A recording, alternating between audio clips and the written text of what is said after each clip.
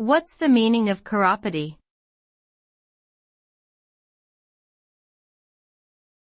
Chiropody.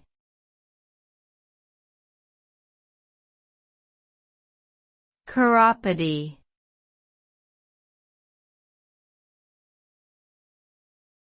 Chiropody.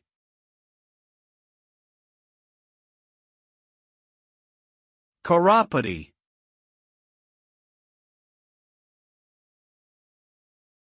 Chiropody refers to the medical practice of treating foot disorders or diseases. A chiropodist, also known as a podiatrist, specializes in diagnosing and treating conditions such as ingrown toenails, corns, calluses, fungal infections, and plantar fasciitis. They may also perform minor surgeries, prescribe medications, and provide advice on proper foot care and footwear.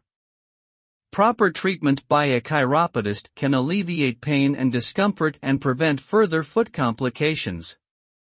Overall, chiropody plays an important role in maintaining good foot health and quality of life.